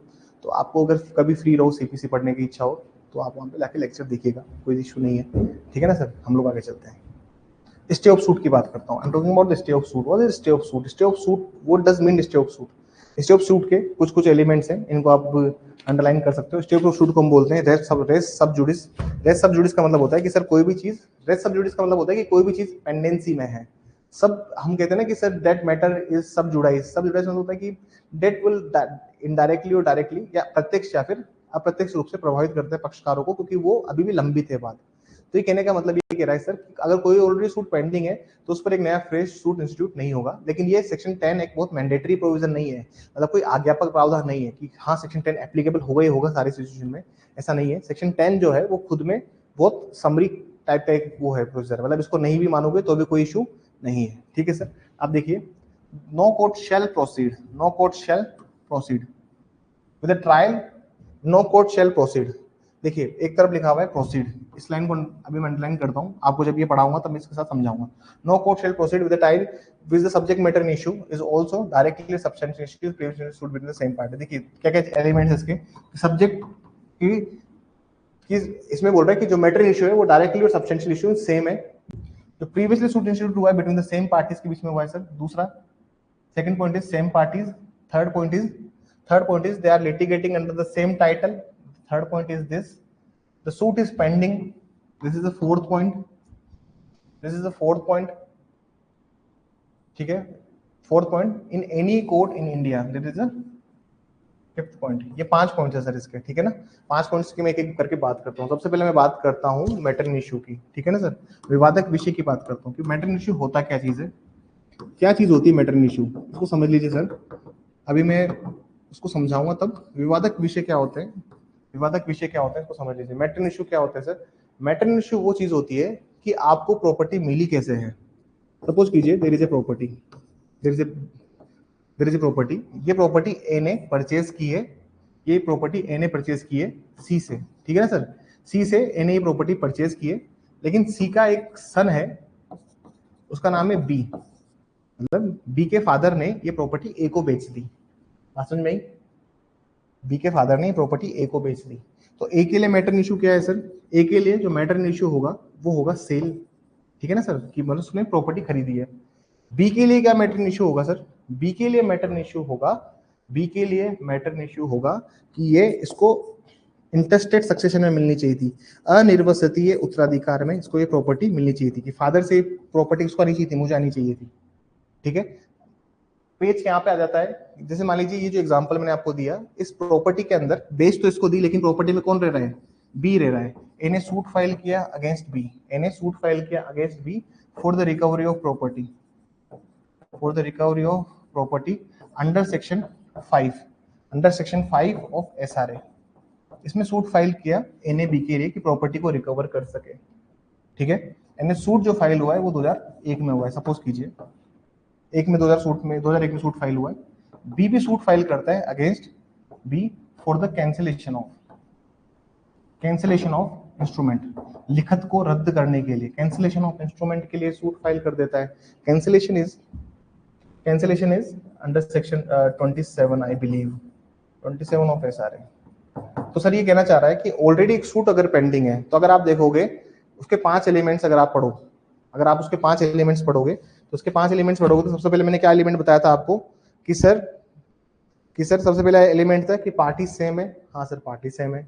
Sir title same है, टाइटल मतलब ये हाउस, दोनों इसके लिए कंटेस्ट कर रहे हैं। हाँ सर इधर भी हाउस के लिए और इधर भी हाउस के लिए। तीसरी चीज क्या मैटर इशू सेम है? हाँ सर इसमें मैटर इशू ए का सेल है और इसमें इंटरस्टेट सक्सेशन है। यहाँ पर भी बी का क्या होगा? मैटर इशू, इंटरस्टेट सक्सेशन, और यहाँ पे भी इसका क्या होगा? सेल होगा। तो ऐसे हम एलिमेंट्स चेक करते हैं कि रेस सब जुडिस एप्लीकेबल होगा नहीं होगा। एक सूट पेंडिंग है, हाँ सर एक सूट पेंडिंग है। कहाँ पेंडिंग है? सर इंडिया के किसी भी कोर्ट में पेंडिंग है। तो इससे सारे एलिमेंट्स फुलफिल होते हैं और आपको समझ में आता है कि हाँ रेस सब जुडिस लग रहा है या नहीं लग रहा। अब यहीं से मैं बात करूंगा रेस जुडिकेटा की भी। थोड़ा समझ में आ रहा है? ऑनलाइन वाले बच्चों से बात तो करूं मैं। शिल्पी, मुकेश सर बताइए, थोड़ा थोड़ा समझ में आ रहा है? हम थोड़ा तेज तो नहीं चल रहे? आप लोग कैच कर पा रहे हैं मुझे? ठीक है sir. The pendency of A suit in a foreign court does not preclude the court in India from trying A suit under the same course of action, under the same course of action. ठीक है sir, अभी समझिए क्या कहना चाह रहा है कि अगर कोई भी मतलब मान लीजिए एक सूट अगर फॉरेन में पेंडिंग है, सपोज कीजिए जो मैं आपको एग्जांपल दिया था, in the given example if this suit is in pending, suppose कीजिए ये जो सूट है ये मान लीजिए यूके में फाइल हुआ था और ये सूट इंडिया में फाइल हो रहा है, तो कोई उसमें सेक्शन 10 एप्लीकेबल नहीं होगा। ठीक है सर। यहाँ पर जो शब्द था सेक्शन 10 में, डेट इज द प्रोसीड, ठीक है ना सर। यहाँ जो शब्द है वो है नो कोर्ट शेल ट्राई। एक मतलब समझिए दोनों का, मैं दोनों का आपको अंतर समझा देता हूं। एक शब्द है प्रोसीड, एक है ट्राई, ठीक है सर। एक है विचारण नहीं कर सकता और एक सेक्शन ये that is in section 10, that is in section 11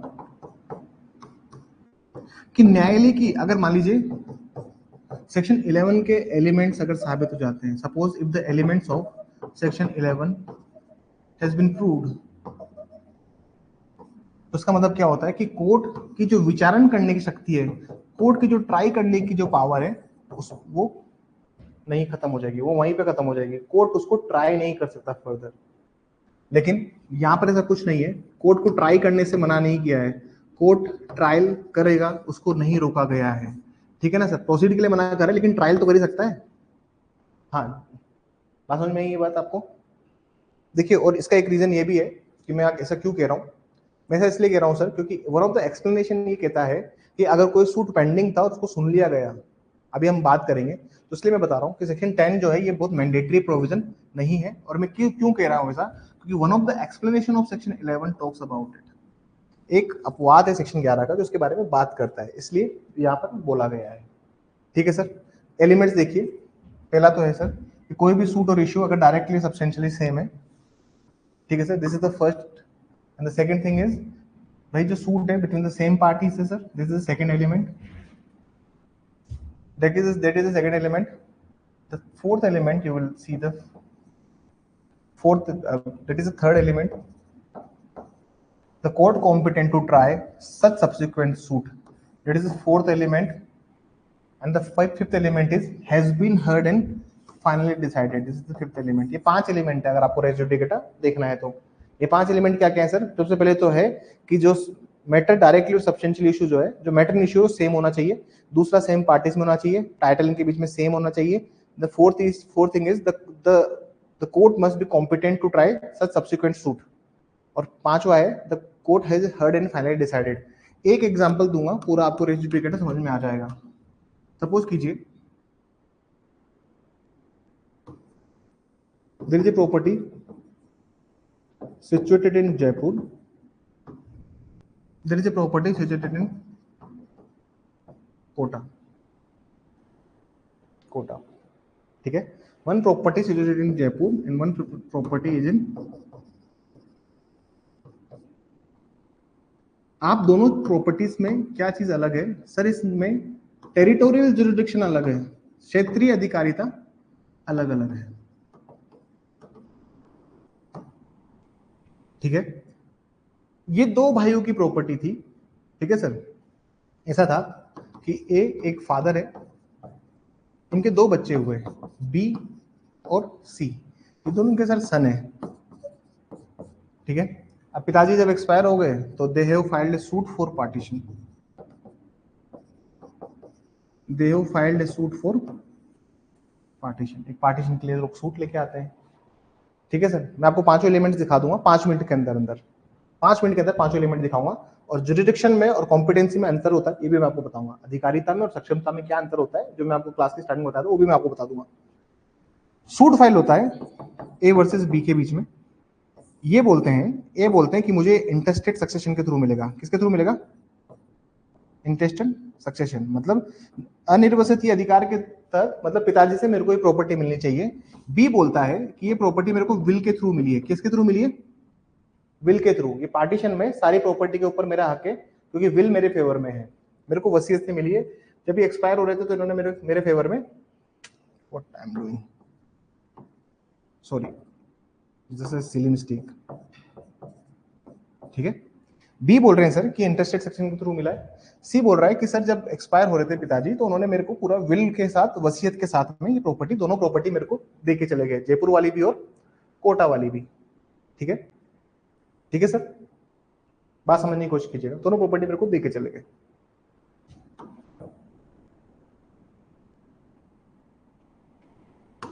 इस केस में क्या होता है सर?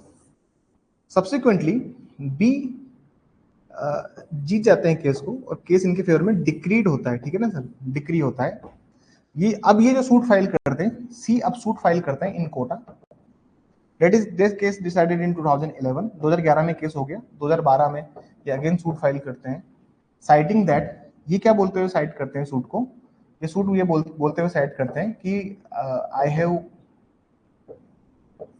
ये सूट को ये बोलते हुए साइड करते हैं कि सर मैं जो सूट फाइल कर रहा हूँ, अब ये जो सूट मैं इसलिए फाइल कर रहा हूँ क्योंकि सर मेरे पास ये जो था, ये सूट तो जयपुर में क्यों फाइल हुआ है, ये जयपुर में नहीं होना चाहिए था, this suit must be in quota. तो सबसे पहले मैंने आपको बताया था सर, कॉम्पिटेंसी में 2 चीजें होती है, कॉम्पिटेंसी में 2 चीजें होती है, एक होता है पिक्यूनरी, वित्तीय संबंधी, और एक होती है सर सब्जेक्ट मैटर।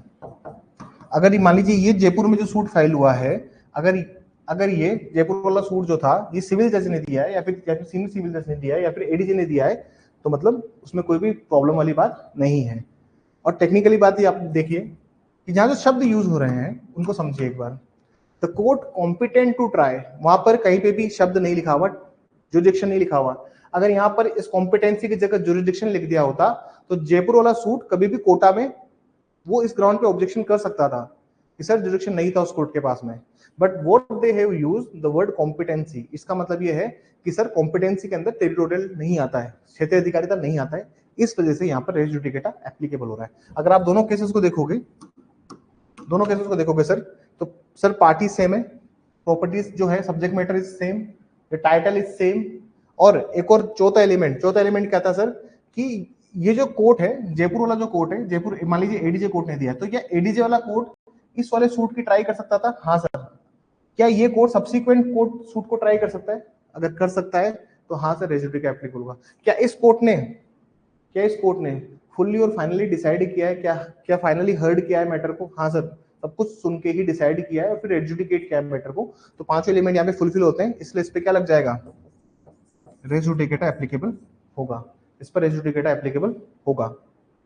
बात समझ में ही आपको? पांचों एलिमेंट्स अगर आप पढ़ोगे तो पांचों एलिमेंट्स सही है। मैं आपको जैसे एग्जांपल के थ्रू बता देता हूँ। सर देखिए, मैटर डायरेक्टली और सब्सटेंशियल इशू सेम है दोनों पार्टीज में। एक पार्टी कह रही है कि मेरे को इंटरेस्ट से मिलना चाहिए, दूसरी पार्टी कह रही है विल से मिलना चाहिए। पार्टी दोनों सेम है, बी और सी दोनों पार्टीज हैं। दूसरी बात ये टाइटलिंग की भी सेम है, टाइटलिंग का सेम है। कोर्ट कॉम्पिटेंट है सर ट्राई करने के लिए। क्या जयपुर वाला कोर्ट कोटा वाला सूट ट्राई कर सकता था? हाँ सर कर सकता था। क्या मैटर को हर्ड और फाइनली डिसाइडेड किया था जयपुर वाली कोर्ट ने? हाँ सर किया था। अगर ये पांचों पॉइंट कंप्लीट है, इसका मतलब है कि सर उस पर रेस जुडिकेटा लगेगा और कोर्ट में सूट फाइल नहीं हो सकता। बात समझ में आई सर? इसके कुछ एक्सप्लेनेशन है, वो भी देख लेते हैं। ये एक्सप्लेनेशन जो है, एक और बात याद रखना, हमारे कोर्स में इंटरप्रिटेशन ऑफ स्टेट्यूट्स भी है, उसकी क्लास भी मैं लूंगा। आईओएस में क्या होता है सर, ये जब भी एक्सप्लेनेशन आते हैं तो ये एक्सप्लेनेशन क्या होते हैं सर, ये एक्सटेंशन वर्जन है, ये एक्सटेंशन ऑफ मेन प्रोविजन है। ये एक्सप्लेनेशन को हम क्या बोलते हैं कि सर जो चीज यहाँ पे नहीं लिख सकते थे, जो चीज यहाँ पर नहीं लिख सकते थे, उसको एक्सटेंड करने के लिए they have added several explanations. They have added several explanations. They have added eight explanations. हम आठों के आठों explanations को समझते हैं और उनके बारे में डिस्कस कर लेते हैं। एक बार मैं आप सुन लीजिए बस सारे explanation क्या बोलते हैं, ठीक है सर? फॉर्मल सूट का मतलब होता है, फॉर्मल सूट का मतलब होता है कि सर फॉर्मल सूट का मतलब होता है कि वो सूट जिसको पहले डिसाइड किया गया है, ना कि वो सूट जो कि पहले इंस्टीट्यूट हुआ है, ना तो वो सूट जो पहले इंस्टीट्यूट हुआ है। जैसे मैं आपको बता रहा था रेस सब जुडिस के अंदर, when I am talking about res sub judice, section 10 में हम बात कर रहे थे, तो I have given an example. ये रेस सब जुडिस का एग्जांपल था, ये रेस सब जुडिस का एग्जांपल था कि सर ए ने एक प्रॉपर्टी खरीदी है by the way of sale, और ए ने जिससे प्रॉपर्टी खरीदी है ही इज द फादर, मतलब बी के जो पिताजी थे उनसे प्रॉपर्टी खरीदी है। हमने एक एग्जांपल उसमें समझा था। सपोज कीजिए ये सूट पेंडिंग था और ये कैंसिलेशन के लिए सूट डाल देते हैं। सपोज कीजिए ये सूट पेंडिंग है और ये कैंसिलेशन के सूट डाल देते हैं। सपोज कीजिए ये सूट फाइल होता है 2001 में, सुनिएगा सर, 2001 में फाइल होता है और ये सूट जो होता है ये 2002 में फाइल होता है, लेकिन इस सूट में फैसला आ जाता है इन 2003 और इस सूट में फैसला आता है इन 2005। तो फॉर्मर सूट जो होता है, आप कहोगे सर फॉर्मर सूट कौन सा है? फॉर्मर मतलब पहले वाला वाद कौन सा है, पहले वाला सूट कौन सा है? पहले वाला सूट वो है सर जो सूट में फैसला जल्दी आया है। वो सूट नहीं होता सर जो लेट फाइल हुआ है। आप ये मत कहना सर फॉर्मर सूट तो ये हुआ ना सर, पहले फाइल हो रहा है सर तो फॉर्मर सूट तो ये हुआ।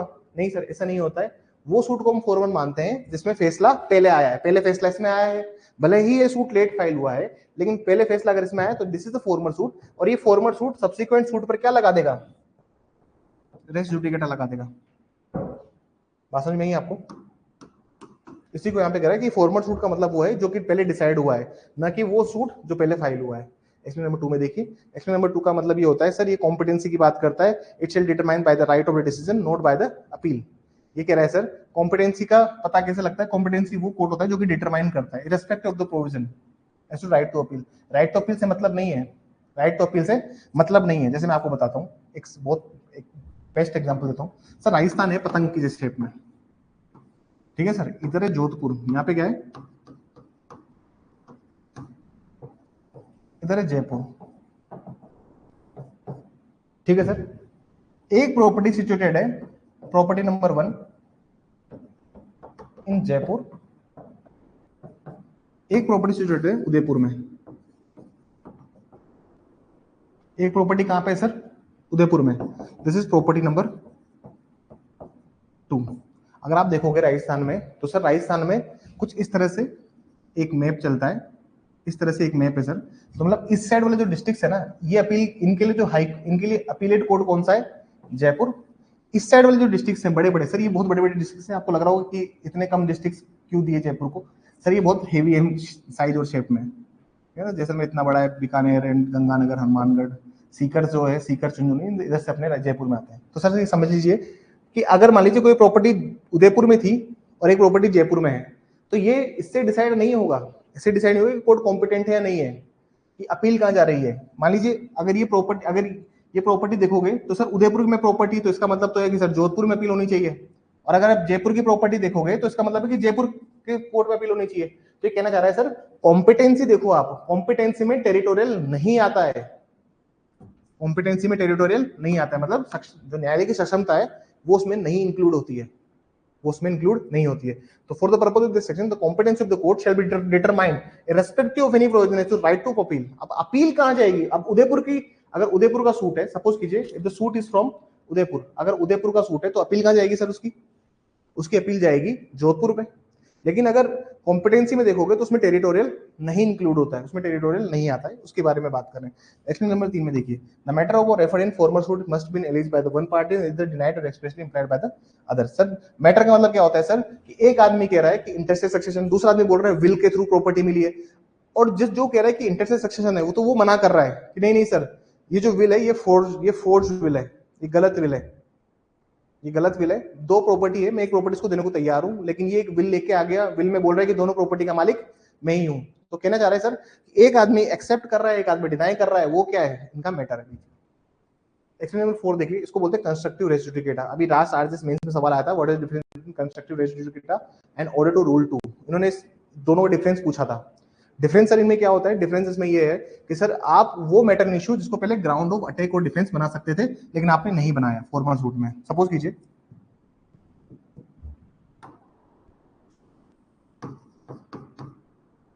देयर इज अ पर्सन ए, ये पोजीशन में रहता है इसकी, ठीक है ना सर, ठीक है। ये जो प्रॉपर्टी है, ये प्रॉपर्टी है बी की, ये प्रॉपर्टी है बी की, ठीक है। लेकिन ये प्रॉपर्टी बी ने सी को सेल कर दी है सर, ठीक है, सेल कर दी। और जब सेल करी तो ए तो पोजीशन में था, तो ए ने एक सूट फाइल किया for the recovery of property. C बोल रहा है कि मेरे को मैटर इशू, अगर आप मैटर इशू देखोगे दोनों के, तो ये तो है सेल और ए का है सर। ए बोलता है कि मेरे को प्रॉपर्टी जो है ना, ये प्रॉपर्टी मेरे को विल में मिली है, ठीक है। विल किसने लिखी है सर? विल लिखी है बी ने, ठीक है सर।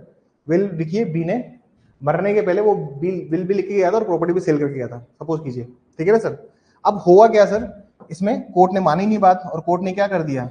डिसाइड कर दिया सी के फेवर में। अब इसने सूट नंबर 2 डाला, इसने एक और सूट फाइल किया, और जब सूट नंबर 2 डाला, इसने सूट नंबर 2 डाला सर, सूट नंबर 2 डाला ए वर्सेस सी ने। अब इस बार ए बोलता है, लास्ट टाइम तो इसने बोला था विल है मेरे पास, इस बार बोलता है सर कि मैं इस प्रॉपर्टी का ओनर हूं just because of adverse position, कि मैंने प्रतिकूल कब्जा, मतलब 12 साल से मैं कंटिन्यू रहा हूं। जिस दिन मेरे को एडवर्स पोजीशन का टाइटल से मैंने, जिस दिन मेरे को इम्परफेक्ट टाइटल था, उस दिन से मैंने 12 साल रह के मैंने टाइटल परफेक्ट कर लिया है, और मेरा एडवर्स पोजीशन हो गया है, इस वजह से मैं इस प्रॉपर्टी का मालिक हूं। अब आप देखोगे तो इसने क्या किया वेरी स्मार्टली, ये तो आप सेल ही बोल रहा है सर, इसने क्या किया सर, अपना मैटर इशू चेंज कर लिया। तो ये कहना चाह रहा है, एक्सप्लेनेशन नंबर 4 बोलता है कि अगर आप by any of the reason, ये अगर आपका मैटर इशू था तो आपको रेज करना चाहिए था ना, यहाँ पे आपको इस टाइम भी ही रेज करना चाहिए था, आपको वहां पर ही रेज करके बताना चाहिए था कि that is the scene with you, ठीक है ना सर। आपको आपने उस टाइम इस बात को क्यों नहीं बताया? तो ये बेसिकली क्या होता है कि वो मैटर इशू जो ग्राउंड ऑफ अटैक या डिफेंस बन सकते हैं, तो आपको उनको उसी सूट में रेज करना होगा, ठीक है सर, उसी में रेज करना होगा। एक्शन नंबर 5 देखिए, ए relief is claimed in the plaintiff in the plaint which is not expressly granted by the decree shall for the purpose of this hearing be deemed to be refused। मतलब मान लीजिए आपने plaint में बहुत सारी चीजें मांगी है, अगर आपको नहीं दिया गया तो उसको समझ लीजिए कि आपको रिफ्यूज कर दिया गया है, उसमें आपको रिफ्यूज कर दिया गया, आपको मना कर दिया गया है, ठीक है ना सर। एक्शन नंबर 6 में देखिए, where person litigate bona fide in the respect of public right or the private right claimed in the common themselves.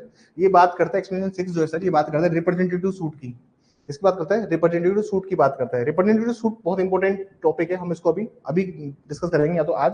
अब क्या होता है रिप्रेजेंटेटिव सूट? सर ये दिया हुआ है ऑर्डर 1 रूल 8 के अंदर।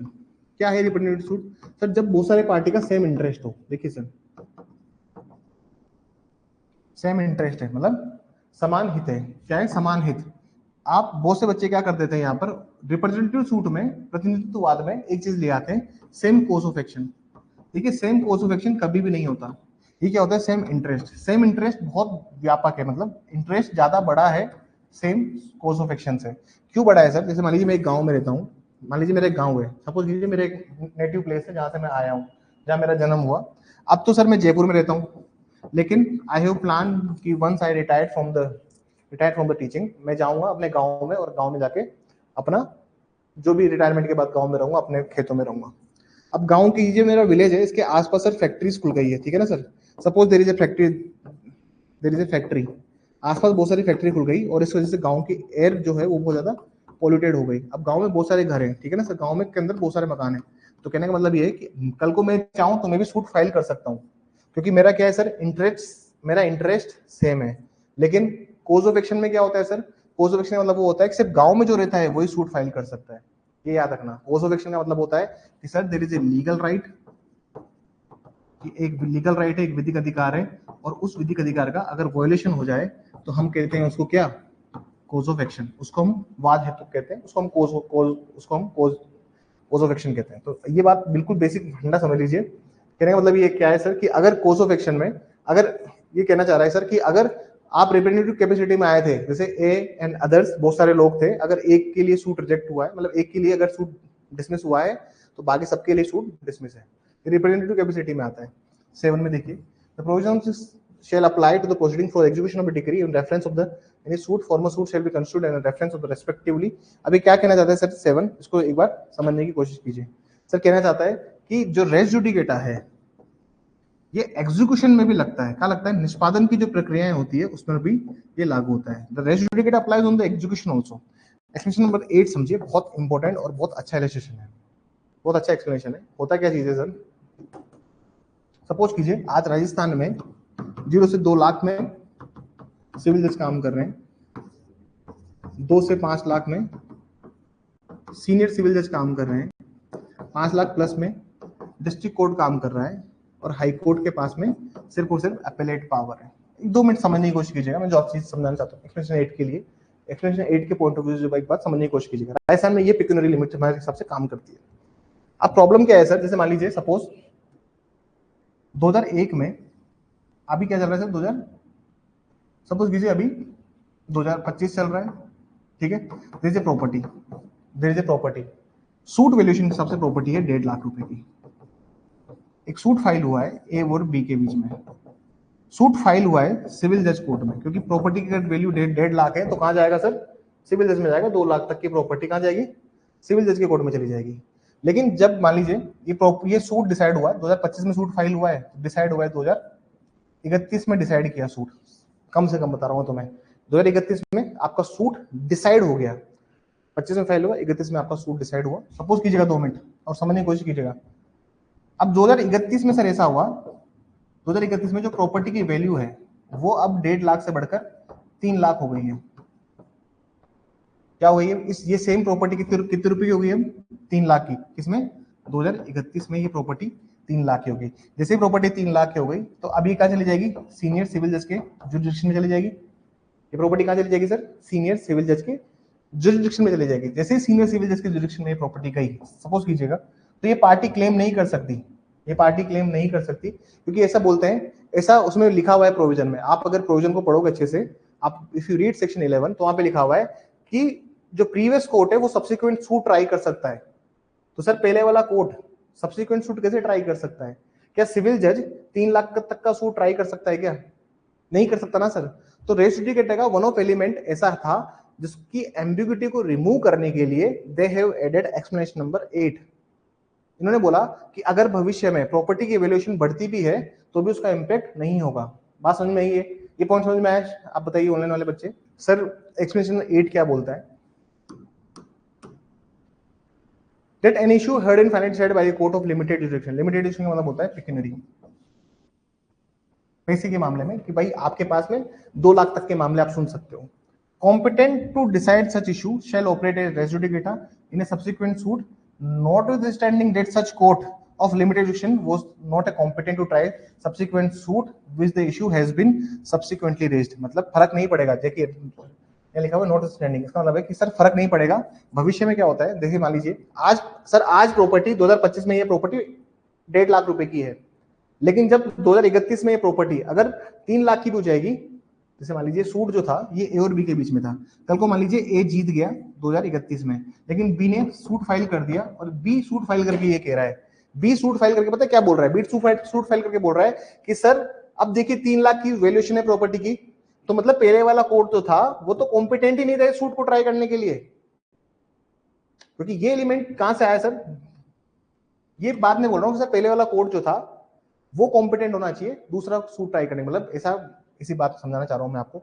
सर ये जो कोड है, ये कोड ये सूट ट्राई कर सकता है, ये कोड ये वाला सूट ट्राई कर सकता है, और अगर ट्राई कर सकता है तो रेजुडिकेटा लगता है। देखिए मैं ये लाइन जो बोल रहा हूँ आपको, कहां से बोल रहा हूँ, यहाँ पे आप एलिमेंट पढ़िए, एक ये एलिमेंट है, the code competent to try such subsequent suit,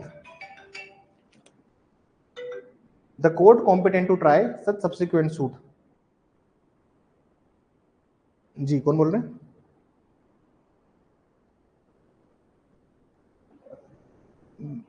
मैं 10 मिनट में फोन करता हूँ आपको, ठीक है ना, 10 से 15 मिनट में। तो in a code competent to try such subsequent suit, कहने का मतलब क्या होता है सर, कि मतलब जो कोड जब सूट नंबर 1 डला है, तो इसका जो कोड है ये सूट नंबर 2 जब डलेगा तो उसको भी ट्राई कर सकता है। ये कोड इतना सक्षम है कि इसको भी, इसकी भी सुनवाई करता, मतलब अगर ये सूट वहां ना फाइल होके यहाँ फाइल होता तो ये कोड इसको भी सुन लेता, ये कोड इसको भी सुन लेता। तो कहने का मतलब ये है सर कि अगर भविष्य में सर प्रॉपर्टी की वैल्यूएशन बढ़ती है, तो आपको पता है सर राजस्थान में 2 से 5 लाख में मामला कहां चला जाएगा, सीनियर सिविल में जाएगा। तो कल को पार्टी ये नहीं बोल सकती कि सर देखो पहले वाला कोड जो था वो तो कॉम्पिटेंट नहीं था, अब वो तो इस मामले को सुन नहीं सकता। तो कहने का मतलब है कि अगर भविष्य में अगर रेट भी बढ़ती है तो भी पिक्यूनरी डिडक्शन को प्रभाव नहीं पड़ेगा। ठीक है सर, आई होप समझ में आया होगा आप लोगों को। ठीक है, चलिए सेक्शन 12 में आइए।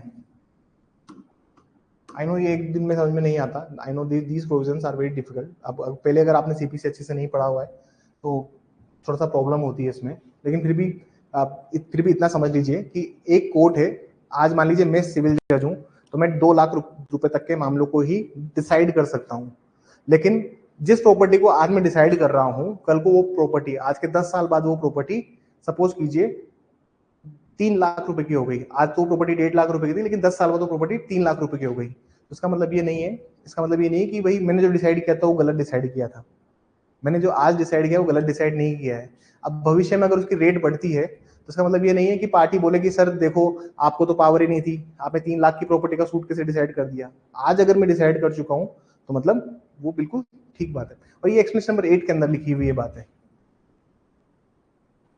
ठीक है सर, सेक्शन 12 देखिए, bar to further suit. Bar to further suit का मतलब होता है कि सर देखिए प्लेंटिफ को बहुत सारी बार रूल से भी रोका जाता है, बहुत सारी बार रूल्स से भी आप सूट फाइल करने से रोकते हो। बहुत सारे रूल्स ऐसे हैं जो प्लेंटिफ को कहते हैं कि आप सूट फाइल नहीं कर सकते। जैसे आप देखेंगे ऑर्डर टू रूल 2, ये मना करता है सर कि प्लेंटिफ सूट फाइल नहीं कर सकते। ये कह रहे हैं कि सर जहां पर भी रूल्स ने मना किया हुआ है आप एक सूट फाइल करने के लिए, विद इसके रेस्पेक्ट में बात की गई है। जहां कहीं भी रूल्स अगर बोलते हैं कि आप सूट फाइल नहीं कर सकते तो sir it mean that you can not file a civil suit over there. 13 देखिए, foreign court judgment were not conclusive. Foreign court के जजमेंट्स कंक्लूसिव कब नहीं होते? तो सिंपल सी बात ये है सर, ये बोलते हैं कि फॉरेन जजमेंट जो है वो कंक्लूसिव है, फॉरेन जजमेंट जो है वो कंक्लूसिव है, वो निश्चयात्मक होते हैं अगर वो सेम पार्टीज के बीच में ही गए हैं। तो मतलब वो सिंपल सी बात है, सेम पार्टीज के बीच में और सेम टाइटल के बीच में तो हम उनको कंक्लूसिव मानते हैं। मतलब विदेशी जो न्यायालय के जो निर्णय है, फॉरेन कोर्ट के जो जजमेंट है वो कंक्लूसिव है, इंडिया के ऊपर एक बाइंडिंग इफेक्ट रखते हैं। लेकिन बाइंडिंग इफेक्ट कब कब रखते हैं उसके बारे में बात की गई है, कब कब बाइंडिंग इफेक्ट रखते हैं उसके बारे में बात की गई है। पहली बात तो ये कि अगर वो प्रोनाउंस किए गए हैं कोर्ट ऑफ कॉम्पिटेंट जुडिक्शन से तो दे आर बाउंडिंग, तो दे आर। अब जो 13 का ए है इसके साथ आपको पढ़ना है 14, इस तरह के ए को एक्सप्लेन किया है 14 में। देखिए यहाँ पे हम कहते हैं ना कि pronounce by a court of competent jurisdiction, तो हम क्या कहते हैं कि कोर्ट ऑफ कॉम्पिटेंट जुडिक्शन का मतलब क्या होता है? कोर्ट ऑफ कॉम्पिटेंस का मतलब वो होता है कि सर कोर्ट ऑफ कॉम्पिटेंट जुडिक्शन क्या है, कि सक्षम अधिकारी द्वारा न्यायालय कौन सा है। तो यहाँ कह रहा है कि देखो अगर वो सर्टिफाइड कॉपी लेके आता है फॉरेन जजमेंट की, तो कोर्ट ये प्रिज्यूम करता है कि वो जो कोर्ट है ना वो कौन सा है सर, वो कोई कॉम्पिटेंट जुडिक्शन है। कहने का मतलब ये सर 13 का ए बोलता है कि देखो फॉरेन जजमेंट को हम लोग कंक्लूसिव मानते हैं, उनको निश्चयात मानते हैं, अगर अगर वो अगर वो इन चीजों के अंदर फॉल नहीं होगा तो वो क्या है सर, कंक्लूसिव है। अगर कॉम्पिटेंट जुडिक्शन ने नहीं दिया है तो इसमें कॉम्पिटेंट जुडिक्शन क्या होता है उसको समझाया है कि अगर कोई व्यक्ति एक सर्टिफाइड कॉपी ले आता है विदेशी न्यायालय की, एक सर्टिफाइड मतलब फॉरेन कोर्ट से एक सर्टिफाइड कॉपी ले आता है, प्रमाणित प्रति ले आया वो आदमी लेके आया, तो कोर्ट क्या मानेगा उसको कि भैया उसने जो प्रमाण पत्र दिलाया इसका मतलब है कि कोर्ट एक कॉम्पिटेंट था। ठीक है सर। दूसरा सर, अगर मेरिट्स पे फैसला नहीं दिया है या फिर फेस ऑफ प्रोसीडिंग्स में सर इन्होंने इंटरनेशनल लॉ को नहीं माना या फिर रिकॉग्नाइज वो उस लॉ को रिकॉग्नाइज नहीं किया जो इंडिया में चलता है। दूसरा चीज, यहाँ पे प्रोसीडिंग्स जजमेंट ऑब्टेन किए गए वहाँ नेचुरल जस्टिस का ध्यान नहीं रखा है या फिर फ्रॉड के थ्रू किया है या फिर कोई भी लॉ जो इंडिया में मिलता है उसको ब्रीच किया है। अगर ये सब प्रोविजन होंगे तो वो फॉरेन जजमेंट कंक्लूसिव नहीं है, otherwise the judgment will become a conclusive. ठीक है सर। प्लेस ऑफ सोइंग से विल डिस्कस टुमारो। यहाँ से मैं कल डिस्कस करूंगा and we will take those lectures apart. मैं कल रूल्स में एंटर कर जाऊंगा, मैं कल ऑर्डर 1 से लेकर स्टार्ट कर दूंगा। We will take around 4 to 5 lectures in CPC. ठीक है। आप थोड़ा सा आज जितना मैंने पढ़ाया उसको पढ़िएगा और जहां समझ में नहीं आया एक बार क्लास को दोबारा रिपीट करके सुनिएगा। ठीक है सर। आई नो सीपीसी किसी ने अगर अच्छे से नहीं पढ़ी हुई है तो उसके लिए उसको थोड़ा सा दिक्कत आएगी इन लेक्चर्स में। मैं यूजुअली क्यों बोल रहा हूँ ऐसे, देखिए होता क्या है ना कि ये जो क्लासेस है ये क्लासेस रिवीजन क्लासेस हैं और एक क्रैश कोर्स का मतलब ये होता है कि रिवाइज करने वाली बात। फिर भी मेरा हमेशा ये ट्राई रहती है कि मैं समझाने पे ज्यादा फोकस करूं rather repetition of the words और रिपीटेशन ऑफ द सेंटेंस। मेरा मेन फोकस समझाना होता है आप लोगों को, ताकि आप लोग थोड़ा सा जहाँ पे भी थोड़ा डाउट है या फिर थोड़ा सा भी कंफ्यूजन है प्रोविजंस में उसको हम लोग क्लेरिफाई कर पाए। बाकी thank you everyone, thank you class join करने के लिए। Thank you everyone.